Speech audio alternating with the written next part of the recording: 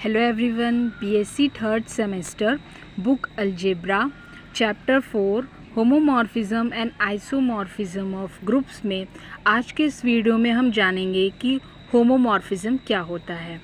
तो देखिए, सपोज़ कर लीजिए दो ग्रुप हैं, एक जी है और एक जी डैश है, और उन दोनों के बीच में जो कंपोजिशन लगा है वो मल्टीप्लिकेशन का कंपोजिशन लगा है, ठीक है। और हम क्या कर रहे हैं, एक फंक्शन का मतलब मैपिंग कर रहे हैं जी से जी डैश तक में।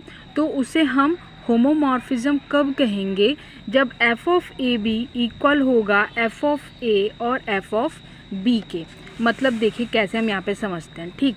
मान लीजिए मेरे पास ये दो ग्रुप हैं, ये एक ग्रुप हो गया जी और ये एक ग्रुप हो गया जी डैश। इसमें कुछ एलिमेंट्स हैं, ठीक है। अब ये एलिमेंट्स का जो मैपिंग है वो मान लीजिए यहाँ पर हो रहा है, ठीक है। इस तरह से मैपिंग हो रहा है। तो यही चीज़ इसमें बोला है कि ये जो फंक्शन है यहाँ पे एफ ऑफ जी से लेकर के जी डैश, ये होमोमॉर्फिज्म कब होगा, जब F of A B equal हो F of A into F of B के, ठीक है। यहाँ पर देखिए कंपोजिशन लगा हुआ है जी क्रॉस का और यहाँ पे जी डैश क्रॉस का, ठीक है।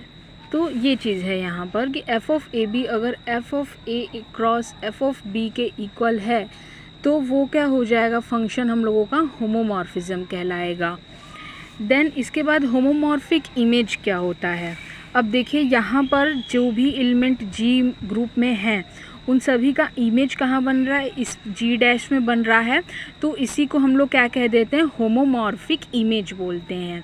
तो देखिए यहाँ पे लिखा भी हुआ है, if F is a homomorphic mapping of a group G on to group G dash so that F of G is equals to G dash, then the group G dash is called a homomorphic image of a group G. वही same चीज़ यहाँ पर बोला है कि जैसे यहाँ पर देखिए जो ग्रुप है इसका जो इमेज है वो यहाँ बन रहा है।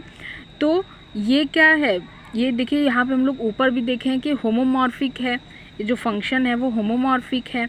तो ये जो इमेज होगी इसे हम होमोमॉर्फिक इमेज बोलेंगे। देन इसके बाद है मोनोमॉर्फिज्म और इपीमॉर्फिज्म क्या होता है। मोनोमॉर्फिज्म क्या होता है, मान लीजिए कोई भी फंक्शन अगर होमोमॉर्फिज्म है और साथ ही साथ वो ऑनटू का भी प्रॉपर्टी शो कर रहा है तो वो मोनोमॉर्फिज्म हो जाएगा।